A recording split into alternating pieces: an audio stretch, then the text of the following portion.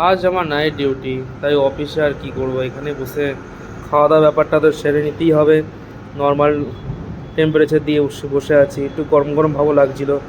আর যাক, শরীরটা সারাদিনের নাইট ডিউটি করে কাজ করাটা ব্যাপারটা বুঝতেই পারছো, আর জার্নি কেমন হয়। প্রজেক্টার রুমে বসে আছি, এই প্রজেক্টার নিয়ে সব হচ্ছে, তারপরে খাওয়া দাওয়া নিয়ে বসে বললাম। খাওয়া দাওয়া নিয়ে ডাল দিয়ে ভেজ ডাল আর একটা সবজি, তারপর দেখি যে ঠান্ডা লাগছে হঠাৎ করে। ওফ, কি ঠান্ডা মাইরি, সেই ঠান্ডা লাগছিলো। যাই হোক, তারপরে সবজি দিয়ে ভাত দিয়ে একটু মাখিয়ে মুখিয়ে নিয়ে চপাং করে আমার মুখে মুখে নিয়েছি। ও, সেই লাগছিলো খাবারটা। সত্যি সবজিটা খুব আমার কাছে দারুণ লেগেছে। সবজিটা আমার দারুণ লাগছিলো, কিন্তু ভাত থেকেও সবজিটা দারুণ।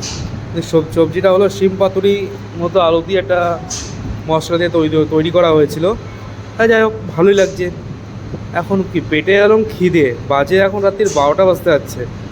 ভালো কান্না লাগে, সবারই ভালো লাগে, যা ভালোই খাওয়া দাওয়া তো ভালো হচ্ছে। আর এটুকু থাকে, আর দিকে ননভেজটা চলে না, বেশি ভেজটাই চলে। মারাঠি লোকেরা শুধু ভেজটাই চলে, ভেজটাই বেশি খায়। যাই হোক, তারপরে একটু শরীরটা একটু অরসি লাগছিলো, বেশি খাওয়াটা হয়ে যাচ্ছে, রাত্রিবেলা করে বেশি খাওয়াটা উচিত না। কিন্তু সবজিটার সঙ্গে মায়া লাগছে, এর জন্য আমি ভাবছি ফেলে দেবো না, খেয়েই নিই, একটু রিল্যাক্স করে নিই, ঘুমিয়ে নিই দরকার বললে। আর না না, তাড়াতাড়ি খেতে হবে, খেয়ে আমাকে আবার সাইডে যেতে হবে। বাস তাড়াতাড়ি খেয়ে দে চলে যাই, বাস। Good night.